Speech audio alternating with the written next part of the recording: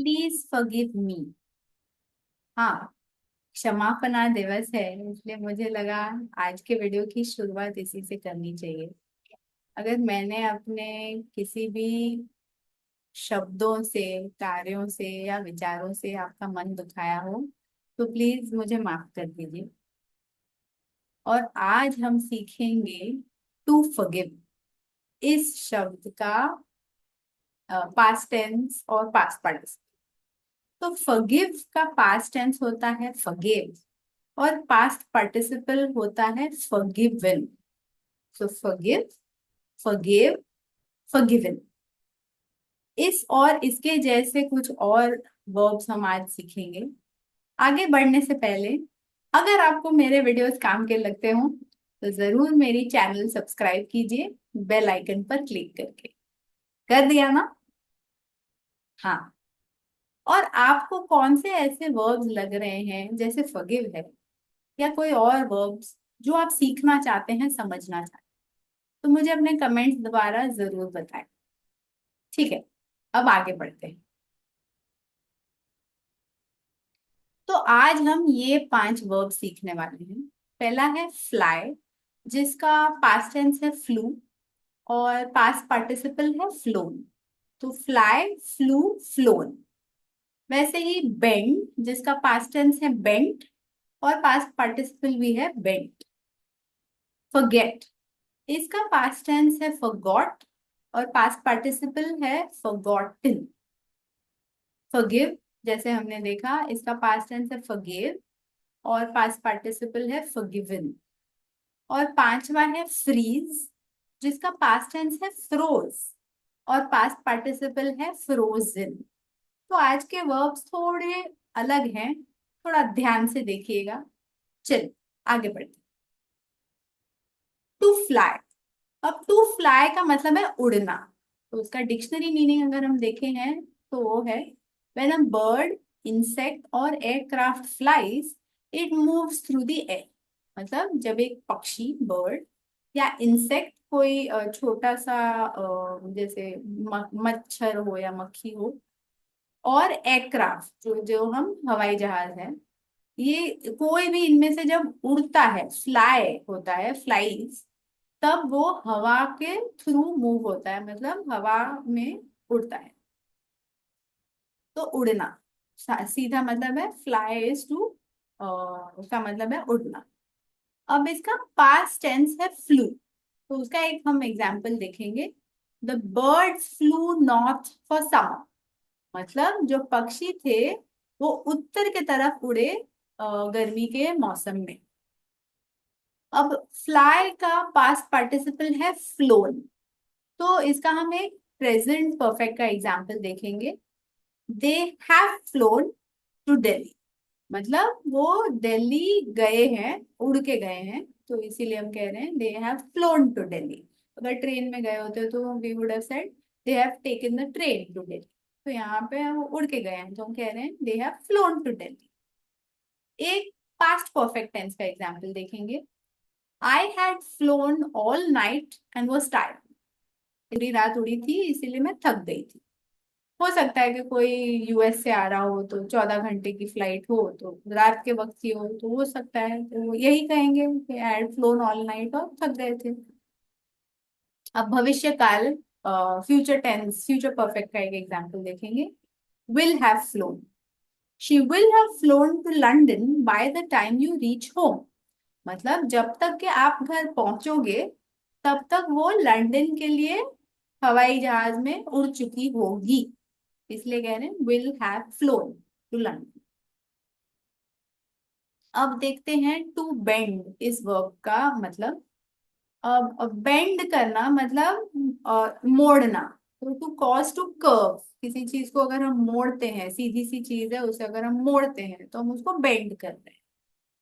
इसका एक और मतलब है टू मूव योर बॉडी और a part of your body so that it is not straight. मतलब अपने शरीर को भी अगर हम बेंड करें या मोड़ें तो उसका मतलब है टू बेंड।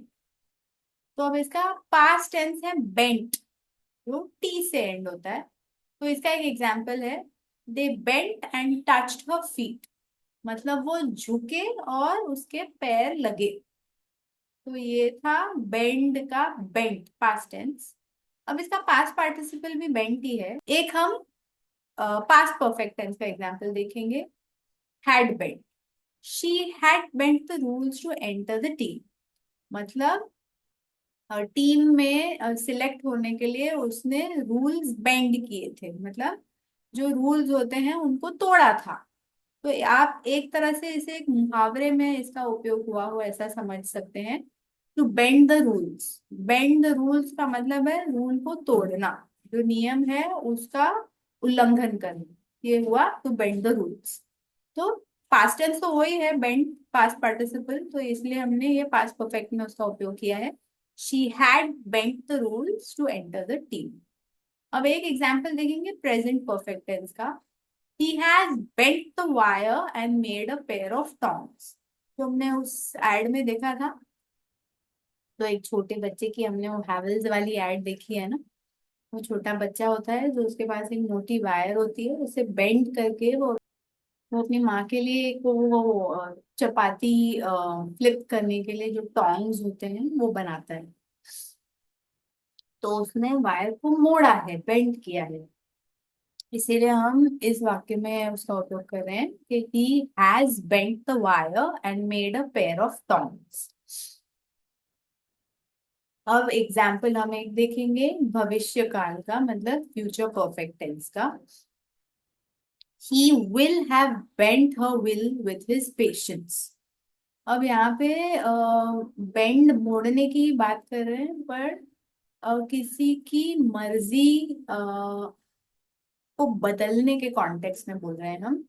वो इतना धीरज और धैर्य वाला व्यक्ति है कि उसकी धीरज के सामने अ, उस व्यक्ति का की जो मर्जी है वो बदल गई होगी, एक तरह से मुड़ गई होगी, झुक गई होगी। इसीलिए हम इसका, ये भी मुहावरे जैसा ही है, टू बेंड हर विल और एनी वंस विल। तो he will have bend her will with his patience. आज का तीसरा वर्ब है टू फॉरगेट, जिसका मतलब है भूल जाना। To be unable to remember a fact, something that happened और हाउ टू डू समथिंग। मतलब कोई कोई फैक्ट या जो सच्चाई हो वो भूल जाना, जो हुआ हो वो भूल जाना, समथिंग दैट हैपेंड, और हाउ टू डू समथिंग, कुछ चीज कैसे करनी है ये भूल जाना। तो फॉरगेट का मतलब है भूल जाना। तो फॉरगेट का पास्ट टेंस है फॉरगॉट। तो उसका एक एग्जांपल है, शी फॉरगॉट माय बर्थडे।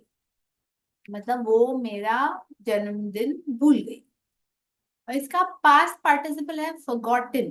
तो फॉरगेट, फॉरगॉट, फॉरगॉटन। तो फॉरगॉटन का एक एग्जांपल हम प्रेजेंट परफेक्ट टेंस का देखते हैं। I have forgotten to call my mother. मतलब मैं अपनी माँ को फोन करना भूल गई हूँ। एक एग्जाम्पल देखते हैं पास्ट परफेक्ट का। He had forgotten his name.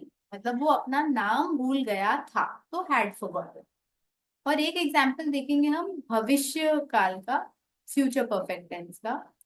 They will have forgotten their way home. मतलब वो अपना घर आने का रास्ता भूल गए होंगे। अब ऐसा हो सकता है कि बहुत छोटे हों वो व्यक्ति जिनकी बात हो रही हो, और बड़े दिनों बाद घर जाना हो उनका। तो हो सकता है तब तक वो अपना घर जाने का रास्ता भूल गए हों। तो इसीलिए कह रहे हैं हम दे will have forgotten their way home. मतलब भविष्य काल में वो अपना घर जाने का रास्ता भूल चुके होंगे। तो will have forgotten their way home. To forgive मतलब माफ कर देना। टू स्टॉप ब्लेमिंग और being angry with someone for something that person has done, और not punish them for something.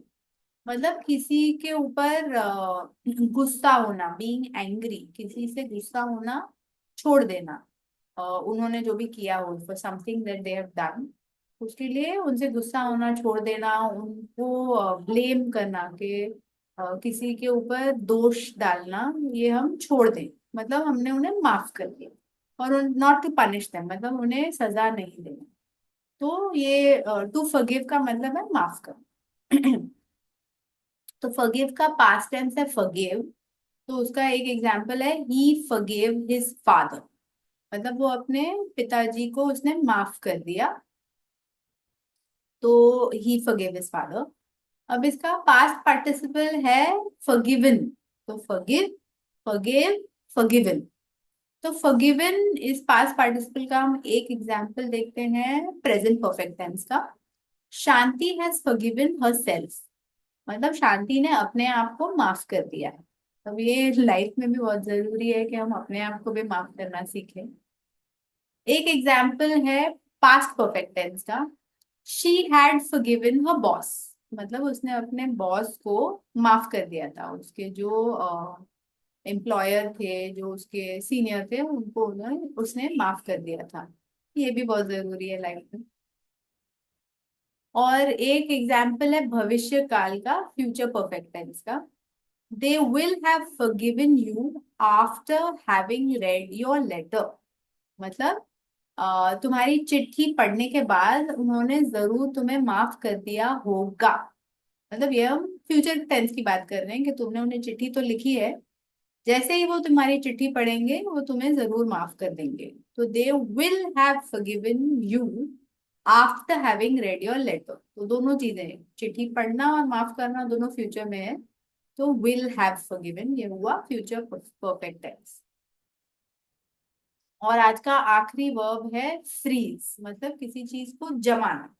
मतलब हम कोई भी चीज जब फ्रीज करते हैं, if you freeze something you lower its temperature below 0 degree centigrade, मतलब हम उस चीज का तापमान 0 और 0 डिग्री सेल्सियस से कम करते हैं।